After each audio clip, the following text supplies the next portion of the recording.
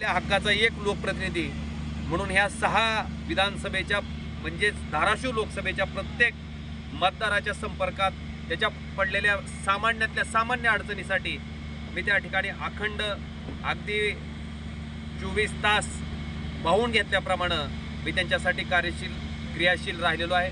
त्यांच्या समस्या त्यांच्या अडचणी सोडवणं, मला वाटतं सामान्य मतदाराच्या अडचणी सोडवणं, त्याच्या कामाला पडणं हे प्रामुख्यानं त्या लोकप्रतिनिधीचं कर्तव्य असतंय। ज्या पद्धतीनं मतदान मागत असताना मी म्हटलं की ओमराजे हा कुटुंबातला सदस्य असं समजून आपण मतदान करा, मला वाटते ते नातं मी 5 वर्ष अखंडपणे निभावलेलं आहे।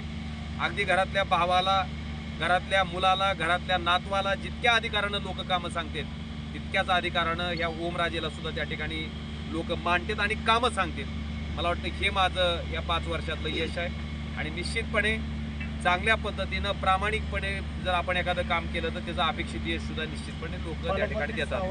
की 48 जागा महायुतीची होते, त्यात तुम्ही आता माहितीसाठी सांगू इच्छितो, ह्या भागाचा खासदार झाल्याच्या नंतर ह्या भागामध्ये सगळ्यात महत्त्वाचं जे शासकीय वैद्यकीय महाविद्यालय होतं ते महाविकास आघाडीच्या सरकारच्या काळात माननीय मुख्यमंत्री उद्धवजी ठाकरे साहेब, महाविकास आघाडीचे ज्येष्ठ नेते शरदचंद्रजी पवार साहेब, त्याचबरोबर बाळासाहेब थोरात साहेब या सगळ्यांच्या सहकार्यानं धाराशिव जिल्ह्यातलं 1982 पासून जे शासकीय महाविद्यालय प्रलंबित होतं ते करण्यात त्या ठिकाणी यश आलं। त्याचबरोबर धाराशिव जिल्हा हा दुष्काळी भाग म्हणून ओळखला जातो। कृष्णा मराठवाडा सिंचन प्रकल्प त्या ठिकाणी जलद गतीनं पूर्ण होण्याच्या दृष्टीनं सुद्धा जी अर्थसंकल्पीय तरतूद त्या ठिकाणी करणं अपेक्षित होतं आणि कामाचा प्राधान्यक्रम आपण जर बघितला असेल तर ही योजना खरं तर 2009लाच पूर्ण होणं गरजेचं होतं। 4000-5000 कोटी रुपयाची योजना पूर्ण झाली असती, पण त्या योजनेला आवश्यक प्रमाणात जो निधी त्या ठिकाणी वितरित न झाल्यामुळं ती योजना त्या ठिकाणी खोळंबली। महाविकास आघाडीचं सरकार आल्याच्या नंतर जो कामाचा प्राधान्यक्रम त्या ठिकाणी ठरवला गेला होता, म्हणजे धाटणीचा बॅरेज बांधून 5-7 वर्ष झालेत, रामदारा तलाव बांधून 10-12 वर्ष झालेत, पण धाटणीच्या बॅरेजमधनं रामदारा तलावपर्यंत पाणी आणून टाकण्याच्या कामाला मात्र प्राधान्यक्रमात स्थान नव्हतं। मला वाटतं ते स्थान द्यायचं काम महाविकास आघाडी सरकारच्या माध्यमातून आमदार कैलास पाटील साहेब असतील, आम्ही सगळ्यांनी त्या ठिकाणी प्रयत्न करून जयंत पाटील साहेबांनी ते काम त्या ठिकाणी जलसंपदा मंत्री असताना पार पाडलं। त्याचबरोबर ह्याच्यासाठी लागणारी अर्थसंकल्पीय तरतूद जी होती कामासाठी, ती तरतूदसुद्धा तत्कालीन महाविकास आघाडी सरकारच्या माध्यमातून आपण त्या ठिकाणी करून घेतली। त्याचबरोबर आपण जर बघितलं असेल तर सोलापूर, तुळजापूर, धाराशिव हा रेल्वे मार्ग म्हणजे 2014ला या रेल्वे मार्गाची घोषणा झाली होती, पण रेल्वे मार्गाच्या कामाला मात्र अजिबात गती नव्हती। 2019 पासून सातत्यानं रेल्वेचे अधिकारी असतील, महसूलचे कर्मचारी असतील, अगदी महिन्याला त्या ठिकाणी बैठका ठेवून त्या कामाला सुद्धा कशा पद्धतीनं गती त्या ठिकाणी देता येईल हेही काम मी माझ्या खासदारकीच्या माध्यमातून त्या ठिकाणी पूर्णत्वास न्यायचं काम केलं।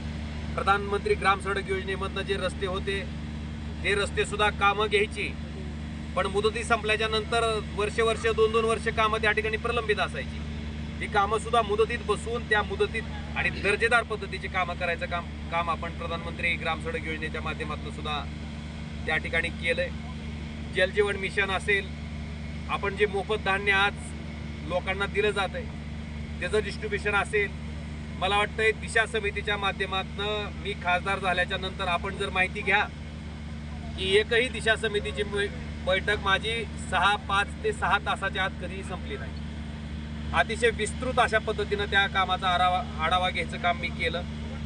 त्याचबरोबर सुरत चेन्नई सारखा महत्त्वाकांक्षी जो 6 पदरी 4 लेनचं काम आहे ते सुद्धा त्या ठिकाणी आपल्या कार्यकाळामध्ये त्या ठिकाणी पूर्ण भूसंपादनाचं काम त्या ठिकाणी चालू झालंय। त्याचबरोबर जे धुळे सोलापूर जुना राष्ट्रीय महामार्ग त्या ठिकाणी NHAI माध्यमातून झाला होता, धाराशिवमध्ये सर्व्हिस रोडचं काम त्या ठिकाणी झालेलं नव्हतं। जी काही प्रलंबित कामं होती किंवा जे काही कमतरता होती, रॉंग साईडनं जावं लागायचं धाराशिवच्या लोकांना सुद्धा, ते सुद्धा काम आत्ताच त्या ठिकाणी मंजूर करून घेतलं। धाराशिवच्या रेल्वे स्थानकाची अवस्था अशी होती की साधा कोच इंडिकेटर सुद्धा त्या ठिकाणी बसवलं नव्हतं। त्याचं सुशोभीकरण असेल, कोच इंडिकेटर असेल, त्याचबरोबर आपल्या माहितीसाठी जो रॅक पॉईंट आहे आपला धाराशिवचा त्याच्यासाठी जे निवारा शेड आहे, मला वाटतं ह्या सगळ्याच्या मागण्या सातत्यानं केंद्र सरकारकडून त्यासुद्धा अंमलबजावणीचं काम मी माझ्या कार्यकालामध्ये केलं आपण जर बघितलं असेल तर उमरगा आणि सोलापूरचा अगदी ताजमहल बांधणाऱ्यानं सुद्धा लवकर बांधला असेल ताजमहल, पण ह्या रस्त्याला काही मुहूर्त लागत नव्हता, प्रलंबित पडलेलं काम होतं. त्या कामाला सुद्धा गती देऊन ते काम कशा पद्धतीनं पूर्ण होईल ह्यासाठी सुद्धा मी स्वतः प्रयत्नशील आहे.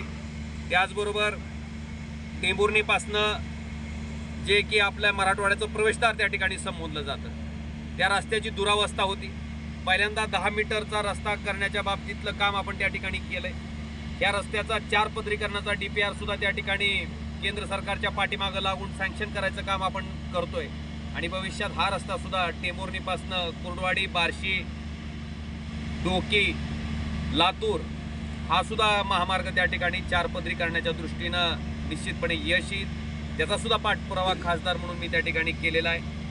आपल्या सगळ्याच्या माहितीसाठी खासदार हा सहसा 6 आमदाराचा मतदारसंघ एका खासदाराला येतो, पण तसं असताना सुद्धा कुठल्याही मतदारसंघात संपर्काच्या बाबतीत